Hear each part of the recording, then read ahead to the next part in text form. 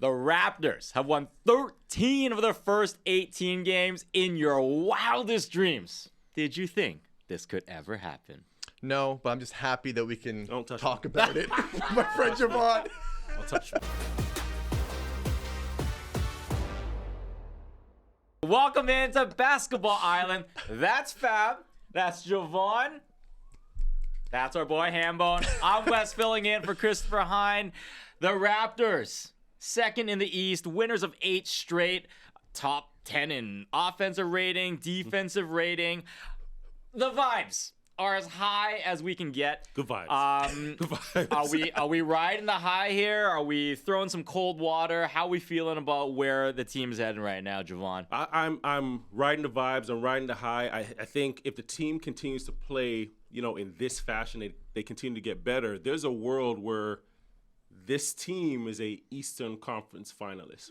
Yeah. There is a world. I'm not ready for this. Not ready. Well, you better get ready. I think you also have to, the reality is, you have to look at the East, right? And who's playing better basketball than the Toronto Raptors? You could argue the Detroit Pistons. Yeah. Okay, so that's one team. Mm-hmm. When you look at the rest of the East and all the teams you expected to, have a really good year, New York. After that, who else? We're doing this? And this is me. The reality is, coming into the year, I thought this was going to take a year. I think they're a year ahead. Right, I thought they would have been a team that's hovering around the 8-9 mark and would have to spend some time getting BI acclimated. I think we all did. So okay, not to pour cold water on it, but they're 13-5. I get the schedule hasn't been the greatest. Now coming into the season, you're probably looking at that schedule like, ooh, 13-5 is not something I think we thought of. Just looking at the schedule, assuming other teams are at full health, they have gotten breaks in the schedule, but. Yes. You play who's in front of you. You know what I'm saying? So, if you look at who Detroit's played, it hasn't been a murderer's row either. They're rolling through a lot of weaker teams. Cleveland's been injured. New York's been injured. Atlanta's been, I think people expect Atlanta to be good. Trae Young's out. Probably better without him, but that's a conversation for another day. I think Miami's surprised. Giannis is out. Philly, who knew about Philly? Orlando's kind of struggled. So I think this is a moment in time where the Raptors are capitalizing on their schedule, on weaker opponents. And to me, it's take care of the teams you're supposed to do it. And the way they're doing it, the way the ball's moving around the floor, the way the guys are bought into unselfish team play, they've upped their defense after the first 5 games, which were just, quite frankly, a disaster. And they've completely flipped it on its ear. Nothing but love. That's underestimated at time and understated, is that good teams win the games they're supposed to. So we can talk about the schedule being weak, but they're taking care of business. Mm-hmm. Now on that back end of the schedule is when you try and steal 1 or 2 wins that you're not supposed to, right? But if you take care of your work early, you're worrying about it less at the end. And again, you look at the East, who are the strong teams in the East? Maybe the Raptors are just good and they're looking down at the rest of the Eastern Conference. The fact of the matter is this: you win the games you're supposed to, and you bank these wins because at a certain point, you're going to hit the lulls of the season. You have a tough January schedule. It's good to have these in the bank. So if you do lose 3 or 4, 4 or 5, you're not up against it. And in the 8-9 spot in the East, you have a bit of a buffer. But the game I'm looking forward to the most is they're at the Knicks on Sunday. Mm-hmm. That's the team who's considered the best team in your division. You're on the second night of a back-to-back. I want to see how they look against them. I'm now interested in seeing some more quote-unquote measuring stick games. Mm-hmm. Because they've shown if you're inferior competition, they're taking care of you right now. They beat Cleveland with, Mitchell and Mobley were there, but, they didn't have the rest of their guys. They were missing 3 or 4 quality rotation players. So it's a great sign that they're handling their business when they need to. Yeah, look, we've talked about this. There are a few games where in the past versions of the Raps, some wins, they would have let some of these games get away.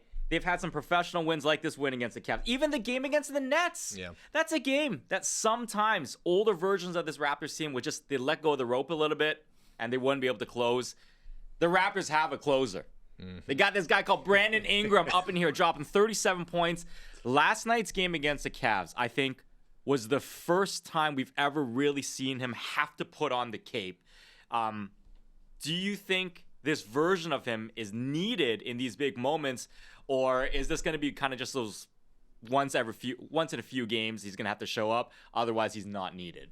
I think it's the luxury that you do have with him. And, when the Raptors acquired him, I think that was a part that most didn't acknowledge and that the box scores couldn't really tell, right? You're getting I don't want to say a superstar talent, but you're getting a 1B talent, a all-star caliber type player who doesn't have a sense of entitlement in your locker room, who doesn't come with a sense of ego in your locker room. And that actually empowers the rest of your teammates, right? He's trying to fit in and not fit out. So I think that part there, you can't quantify that in the analytics. You can't quantify that in the numbers, but now you're getting a better Scotty, right? You're getting baby Giannis out of Scotty. You mentioned the closer, right? You like that? I do. Right. You're getting a closer, and I think what happens here is he's not just a closer in the sense of scoring, right? He's a closer where you're getting him the basketball. They're doing a good job of getting him that ball in the mid post on the left side of the floor. Yeah. And he's inviting the double teams, right? And what it does for the confidence of your group is he's a willing passer, but guys also know late in the game where the basketball is going, where the offense is going, and that settles everybody. And then mentally you can prepare for those shots that you are going to get out of those double teams. And I think you hit it there too. So there's a couple things with that because I want to talk about also the teams that are giving Brandon Ingram a lot of respect late in games. That's opening everything up. But there's a quiet confidence in knowing that you got a dude who can get you a bucket when you need it late in the game. Like a bucket. Bucket. So it's like we felt the same. I'm not gonna do this comparison, but we felt the same way I think when Kawhi Leonard was playing for the Raptors. When you knew at the end of the day you had an alpha that can take you home, where the game gets a little thick, where it's a half-court game. You just throw it to the dude in the post, at the elbow, whatever it is, give him the ball, and he'll find a way to get a good look. I think there is that level of confidence from Brandon Ingram's teammates that there's like, you know what?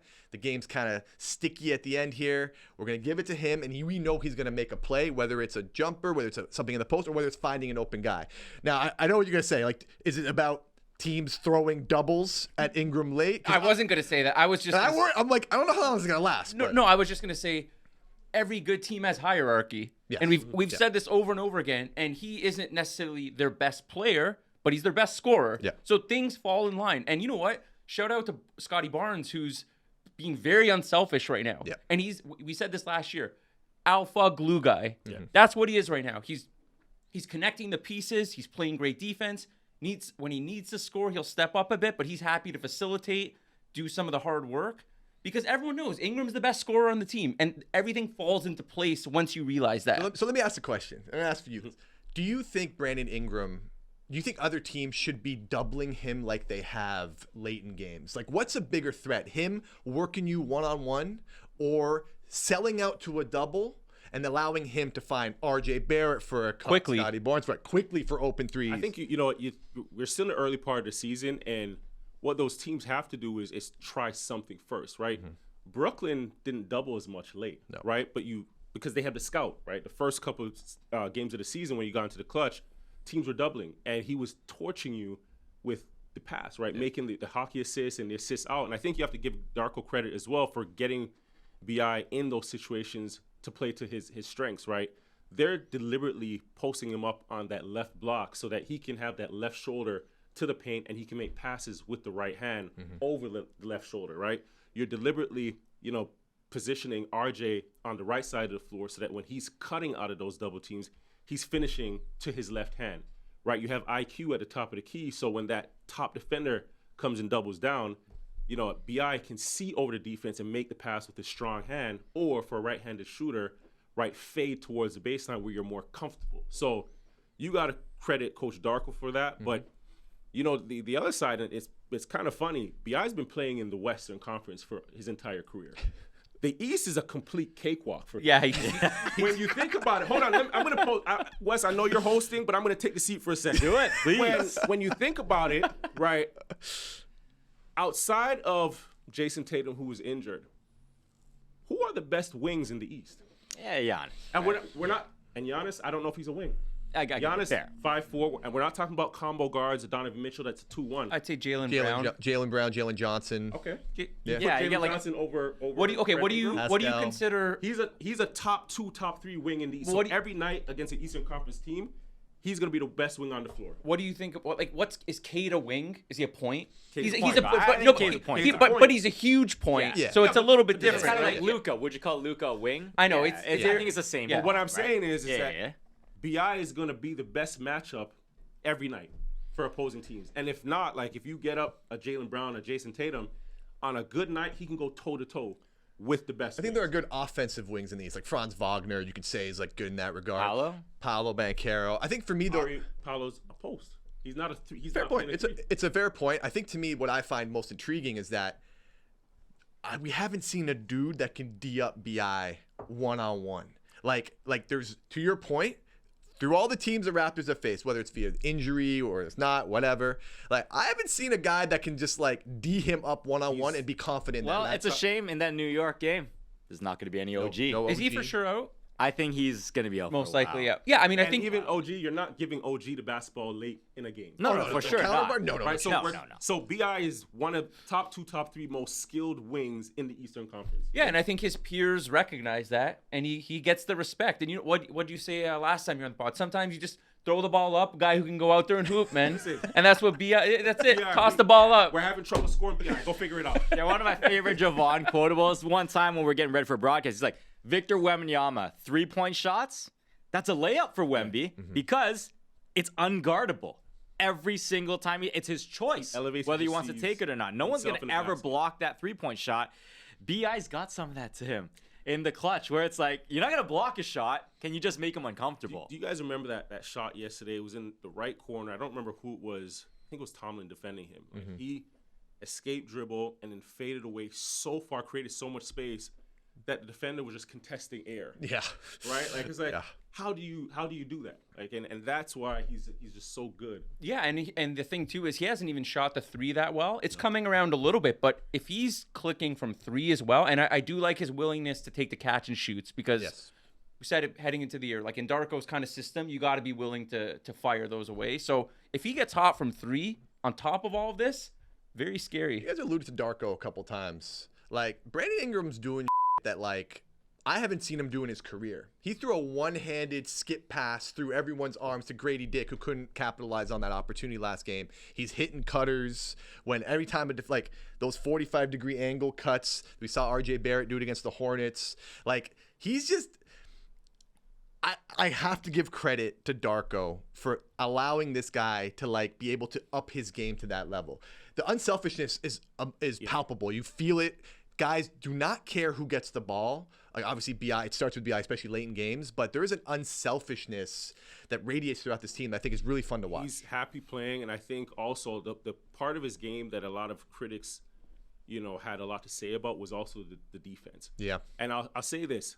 When you have a Brandon Ingram on your team, I'm not expecting him to be a stopper, a one-on-one stopper. A go-to stopper. I'm expecting him to his first line of defense is his ability to be his ability to have the offense clicking, right? Mm-hmm. Because what happens there is a more efficient offense that you have.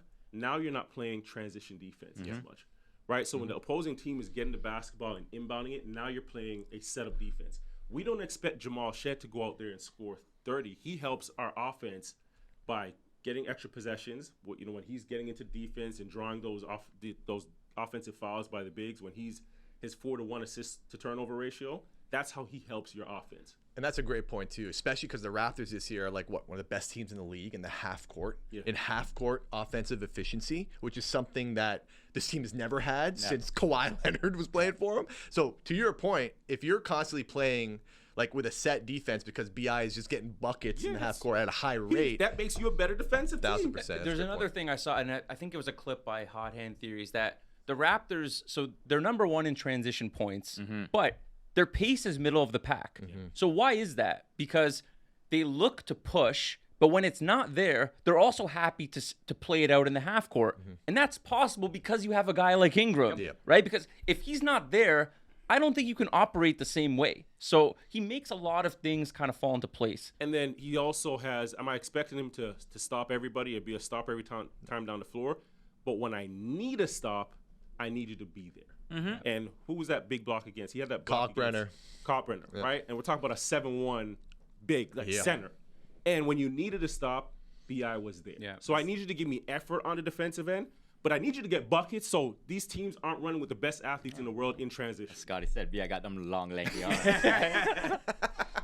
Can we talk about Shead for a minute? Of course, of course. I wanted to- Speaking my language. We got time. We got I want to time. get into the bench quickly because what do you think of the IQ Shead double point guard line? I mean, they've been absolutely awesome. It's a Raptor staple, man. It's like Raptors lineage, what man. they do, man. The undersized point guard. I mean, Shead and Quickley, amazing net rating together. I think this is, and against Donovan Mitchell, Shead did a pretty good job on him. So I don't mind if they potentially close with these lineups.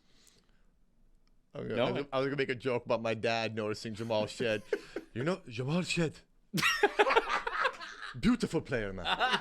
Like, he Shout out Hambone's dad. plays with spirit. That guy comes in, like, I love the way he guarded Mitchell last night. Like, just the way he was just like this, as if the screen didn't exist. Yeah. And I think that level of like tenacity from that position. I know you're a Shed head. I know you've been I'm a since the Shed head. beginning. I called it early, man. And like his little chemistry that he's got going on, not just with Mamu Kelashvili, who's a revelation. What? No, $3 million? he's the best contract in the NBA Oh, for what? not No, even he close. is. He's $3 $3 million. million Less- bucks. less- Close. He's $3 $3 million. Considering what he does for the team, I think there's like Shed to me is one of the most valuable. It's funny to say that about a bench player, but he strikes me as one of the most valuable players on this team. Yeah, he is. And it's not even just the on court like production. I think to me it's just everything else. So I think that combination really complements. They really complement one another because it alleviates IQ of so much. When they're both on the floor together, IQ doesn't have to be that primary point of attack defender, right? Just get into a spot, get into the gaps, hunt shots, and Jamal Shead is the best paint toucher on the Toronto Raptors, right? He's going to get into the paint and force the defense to collapse, and then now IQ just make shots. But I also think both of those guys, because they play the same position, because they're smaller guards, they view the court very similarly, right? So the counters, the next plays, both those guys see it the same way. So I know what IQ's thinking, IQ knows what Jamal's thinking, and you get that chemistry. And then obviously, defensively, Beast. they can, they're helping one another. Can we get some love to IQ too? Of course. All he Yes. does is bang threes late in games. Like him, like just by himself. Like it's come to the point now where it's like I want him to take these like pull-ups in semi-transition, like 3 feet behind the line. Like Raptors haven't had a dude like that. I would say since maybe Fred VanVleet, who can just kind of come in and just pop a three, kind of like just you create such gravity with that. And his ability to like hit shots late, especially in that Philly game, like the Nets game, he did the similar like he's it's almost like you have to guard this dude when he's wide open. And to your point, his ability to hit catch and shoot threes, that was a big thing with IQ. Like, we still love to see him. I think you mentioned this, turn the corner, corners. get to the rim, put pressure on the rim, but shooting helps in that I regard. also think when we're talking about turning corners, there's so much room for improvement, even with Brandon Ingram. And I think that gets lost in the numbers sometimes. He's having a great year, putting up numbers. He scores, he gets buckets, but he doesn't really turn corners, right? Yeah. If he was able to blow by and, have that explosiveness to him, and a part of that is, still getting back to 100%, but he's probably never had to because he's so good in the mid-range. But if he really wants to become a 3-level scorer, getting stronger in the legs, getting stronger in the core, because if he just blows by guys, you're talking about now a baby KD. And I will say too, like I think if you had to like pick on one thing on the Raptors, and this is actually where RJ Barrett comes into play, dude puts pressure on the rim. Like he is constantly driving in transition. Like I felt like the Raptors last night lacked a little bit of that. They did. It wasn't pretty offensively for long stretches. Yeah, unless like Scotty's like bully balling you inside and kind of getting hacked as he does that. RJ Barrett, his strength is to just go to that left and just attack the rim. Now, wish he made more free throws, but that's for sure. I looked at some of his numbers yesterday. I'm not a big numbers guy, but 67% of his made field goals are assisted. Yeah.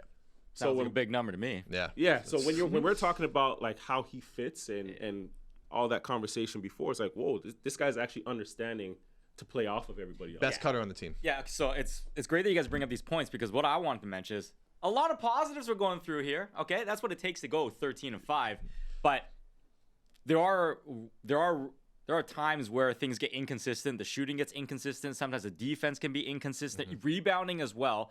So of all the things that the Raps are doing well, what's the one thing you guys are worried might drop off? And what needs to sustain in order for them to stay at this pace? I worry about the defense. I think, to me, it's nice when you're facing teams that, are beneath you in the standings, that are missing guys. Once you go up against like some of these alphas who are coming up, like to your point earlier, Jalen Brunson's coming on Sunday. Yep. That's going to be a tough guard for IQ. That's going to be a tough guard. Can you handle these alpha scorers? I actually love the way they played Tyrese Maxey in that last game against Philly, where what do you have, like 0 points in the fourth quarter of that game? The Raps have been doing a very good job taking away the lead ball handlers in general. Yeah, that's what I'm saying. There's a track record that they're showing this right now. What I'm worried about is their lack of size getting to them at some point. There are going to be teams who are going to hurt you. Yeah. You get Denver coming in. You get these teams with monster centers, and we've seen they can be susceptible on the defensive glass. And if Pirtle is out, they really get hurt. Look at that Brooklyn game. Yeah, that was a really bad game on the glass. What felt like a different season when they lost to the Rockets at home. I mean, now the Rockets are the worst example because they do that to everybody. But I'm just saying they're susceptible. Even in a game against the Hawks in the NBA Cup, the first half they were getting killed on the glass. So that's one thing I'm kind of worried about against teams that do rebound well. So I'm not worried as much with the defense because Darko's gone away with this full court 94, feet worth of pressure. And he's dialed, which is not working. We dialed it back to half court.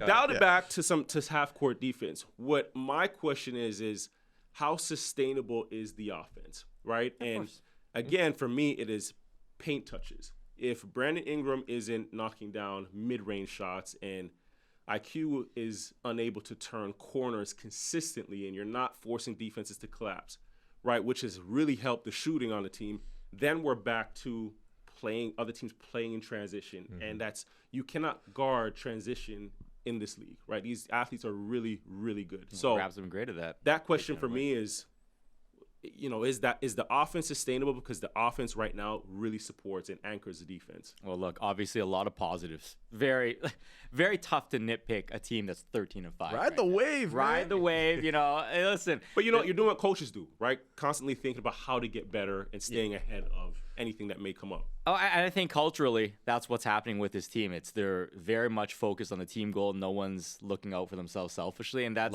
what you're supposed to do as a good team. Now, let's transition to more gushing, all right? We're gushing a lot about the Raps, but this is a perfect time to gush about this wave of excellence we're seeing in Canadian basketball right now. Throw any name in the air you want. I guarantee somebody, Canadian basketball player, is doing something career high. Of all the guys out there right now, let's number them off. I got one. I'm sure you guys got one. Which Canadian player is impressing you the most this season? The best Canadian athlete right now across every sport, not Jevohn. Was he in the running? Yeah, let me see the knees, Jevohn, all right? Get the knees out there. It's the show. Check your temperature. It's the show, baby. It's the show. It's your boy, Shea Gilgeous-Alexander. Yeah. All right. Hard to come back from what he did last year. Hard to top that kind of performance. I'm just going to reel off a whole bunch of stats here. He's the favorite to win MVP again at plus 135 on FanDuel. As of this taping, Shea Gilgeous-Alexander has recorded 90 straight 20-plus point games. 90 straight. The record's held by Wilt Chamberlain, 92. That's crazy. He's played in 7 of 18 fourth quarters this year. The Thunder are 17-1. He has he's shooting 54% from the field, 41% from three, which again was his, can he hit the threes? He's doing that. The highest true shooting percentage of any player in NBA history, averaging at least 30 points a game at 67.2% true shooting. And did I mention the Thunder were 17-1? Like, it's hard to outdo what you did last year when you won the treble. You won every MVP title known to man, like finals, season, Western Conference. He is somehow topping that. The Thunder haven't had Jalen Williams. They have Chet Holmgren's been out. Lou Dort's been out. Yep. Alex Caruso's been out. Like, it's just, AJ Mitchell, praise be, but the only thing I'll say to that is the only thing scarier than confidence is belief. Yeah. And right That's now, a great line. That group and SJ himself, they just believe. And that is terrifying, especially as, like, all these guys in the NBA are confident. They all believe in themselves. But when you just believe that I'm supposed to win, when you believe that I'm supposed to make that last shot, that's a completely different level. Well-oiled machine. Who do you got, Jevohn? Yeah, I'll talk go. to us. I'm gonna keep it in the family, and I'll keep it in the family. Nikhil Alexander Walker. Yeah. Right. Sir. And why I'm saying Nikhil is, coming into the season, he was gonna have to take on a bigger role, right? He was gonna assist in the point guard duty, the facilitating, and so forth. And then, even some stuff I heard coming out of training camp is it might be a little rocky with him, handling the point guard role, because he's always been in a complementary role where he could just be on the floor, whether it be national team, whether it was with Minnesota, where he's just roaming, defending, knocking down shots, supporting the stars. And ever since Trae Young went down hurt, right, that was about around Halloween, he's played some really good basketball. He's averaging about 20 points in the last 10 games. Atlanta, they're 7-3 with him at the helm running the point guard. Yeah. Right. And for me, just knowing him a bit more, the thing with him is his confidence is like a roller coaster. It can be high, it could be down, it could be, just goes up and down, high and low. And I've seen a level of consistency and sustainability with him where now I think Atlanta's going to have to really consider making some decisions in terms of, this Trae guy, because you see that you can win without him. And I don't think their floor or their ceiling is higher with or without Trae. But I do think you win the same amount of games and have a better locker room without him. I think their ceiling is higher, just because the defense automatically levels up. Well, the defense levels up, but then to the point of like closing in clutch, which you're seeing with the Raptors, then you don't necessarily have that. That is fair. So it may even out. It's on Jalen Johnson, really, if he's going to level up. But to your point, man, like Nikhil's defense always been there. Yeah. It's the efficiency. I think, Wes, you were citing beforehand, like he's gone up, like almost doubled his point output, but his efficiency hasn't taken a dip. Yeah. That's actually his career high field goal percentage. That's unbelievable. With like the volume. All right, Fab, what do you got? Dylan Brooks. Whoa! Can we Dylan Brooks, can we stop this narrative that he's some scrub in the league who's just holding on because he's an instigator? The guy has been a floor raiser his whole career. Memphis, you'd like to have him right now. Houston went and built a culture. Phoenix, projected to be one of the worst teams in the league. They're in the top 6 in the West. He's career high in points right now. Great leadership. I mean, listen, the guy is just, he's an additive player wherever he goes. He needs a little more respect. I get it. He's a villain to people. He brings that upon himself. A lot of people don't like him, but he's a valuable player when he goes somewhere, and he's proving that again in Phoenix. So I'm impressed, especially with the offense. Like, he's shooting a good clip, and he's 22 points a game. Yep. So respect, Dylan. I'm just going to add to that, Bill Simmons went off on Phoenix saying that they're going to have the worst defense this year. Yeah, Dylan Brooks wasn't there before. He is there now. Yeah, they're the 12th ranked defense currently in the NBA. So he's obviously making an impact there. I thought this summer, just seeing him work out here, like he was really excited about this opportunity in Phoenix. And it was one of the things that stuck out to me, just having some conversation with him, is like he's going over there and he's going to have an opportunity to like be himself. Yeah. And I thought that was strange to hear because, like you mentioned, establish a culture in Memphis, right? Establish a culture in Houston. And this was the stop where he thought he was going to have an opportunity to be himself. And even now, like his trainer, David Tyndale, like he has him traveling with him right this year, which is, it just shows you a level of locked in, right? And level of maturity. But I also look at little things, right? When he plays his former teams, I love it. Like all of his teammates, as much as we talk about him being the villain, all of his teammates absolutely love him. Like post game, like it's all love, it's all hugs, it's kisses, whatever the case may be, and that tells me a lot about who he is in that locker room. Yeah, and he had a good laugh with Udoka in the game. There's a lot of respect there. And listen, man, I think Phoenix could definitely go off the rails. I don't think they're going to be a great team this year, but 11-7, almost through 20 games, that's way above what anybody was 30.5. Yeah, right? Dude, shout out Jordan Ott, man. Yeah, he's sure. Great coaching debut there. And dude, and one more thing about the Michigan State guy.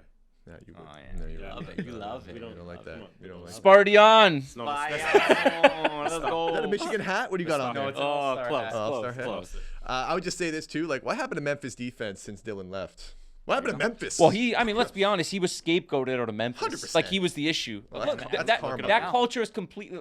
They're a dumpster fire. Yeah, that's karma, man. All right, well, I got to list out a guy. My guy, Jamal Murray. Yeah. This is it, man. This is the This year. is the year. All-star, This is the baby. year. All-star. Take it up. What else you need to know? Career high in points, rebounds, assists. Denver, second in the West. They're doing as good as he can get. The team's also decimated right now, yet he's carrying the load. This is the year. Simple as that. Jamal, he gets it done, gets that monkey off his back. I think Jamal deserves all his flowers. No Aaron Gordon, no Christian Brown for a little bit. A lot more pressure will be on Jamal. Hopefully he stays healthy, but 100% all-star, deserved. His numbers are up across the board. Like, And also, just aesthetically, the two-man game with Jokic is just Chef's kiss. it's buttery, man. It's just- overdue. No, it is. Those guys just have such an understanding with each other, man. It's very aesthetically pleasing to watch, which you appreciate as a fan. Listen, this is a golden age of Canadian basketball right now. Love it. Across the board, career highs everywhere you can look. But this is it. We got to pivot to one final segment of the pod. We got our FanDuel Best Bet section. Now, Jevohn, we're going to save you from this. You're a guest. Don't save me. I'm betting with Hambone. Okay, all right. So you can lose I'm your using money as you Hambone's wish, money. just the way Sam Mitchell would bury me. oh, But you we'll burn a hole go. in your pocket. Okay, we'll right. go around the horn here. What do you guys got? Are we gonna cherry pick the LA game, the 11 p.m.? Nope, I got No? something better. I Okay, got a boom. Let's do it. future. I got a future, and Yes. it's betting on our beloved Raptors. Minus 130 to advance to the NBA Cup semifinals. Minus 130. They got a home game. They're locked in on either December 9th or 10th. Minus 130. I like it. Although, because they think about it. Are They're you pu- willing? I'm not betting Are you that. willing? You know what? I know why you're not. So you're looking at that game, whoever they end up playing, they'll likely be favorites in that game, right? Probably like minus 2.5, minus 3. Again, we don't know who the opponent will be as of this taping. Sure. If you want to get ahead of it right now, and you're betting on vibes, you're betting on good times, Big five bet. Let's big go. vibe bet, because then we get to go to Vegas if they win this the is quarterfinals. It's a big vibe pod. Oh, Big vibe Big pod. vibe pod. big vibes only, man. You want me to touch you again? No. leave it alone. Do you want? I can give out a future if you want. Yeah, please. All All right, Best I've been bet. talking about this six-man of the year, Onyeka Okongwu. He's Yeah. 18-1. Look at his numbers the last 7-8 games. Awesome. He's filling in when Zinger sits. So there is a chance he may start too many games Yeah. if Porzingis is hurt for half the season. Stay but, healthy, Zinger. But hey, man, 18-1, making impact offensively, defensively. Look at the numbers; they're good. So I think it's a little sprinkle. Yeah, you know what? If we're going to keep to the future theme, I'll do the same thing. You know what? Darko's not the leader for Coach of the Year right now. JB Bickerstaff deservedly so. But I think if you want a guy who's literally right behind JB, Darko should be the guy right now. reiterating, right? yeah. He should be where it is. So if you like where the direction of this Raptors team is going, I think the best way to capitalize on them is not to bet 50+ wins, not to bet anything. You know, Scotty Barnes, Defensive Player of the Year, we shouted that out. Hambone. But Darko, I think Coach of the Year, I think is going to get a lot of love, especially for some of the team-based things that they're doing really well. The transition stuff in terms of spreading the ball around, assist to turnover. Darko, I think deserves a lot of love. You know what sucks too? The Raptors don't play the Pistons until February. Yeah. It's man, I want that matchup today. Yeah, I think a lot of people do. I want that Yeah. today. I want Raptors fans to storm Detroit, storm the gates. Hey, man, fill up maybe the we'll be arena. there. You never know. You never know. Well, Speak into existence. that's about it. I think that does a wrap for this episode. As always, thank you for watching all the way to the end. And as always, find our show on the YouTube TSN page. Don't forget, comment, subscribe, do all the things you know you're supposed to do. And we'll be back next week. Jevohn, you been working out? Slow it down on those daiquiris, Hein.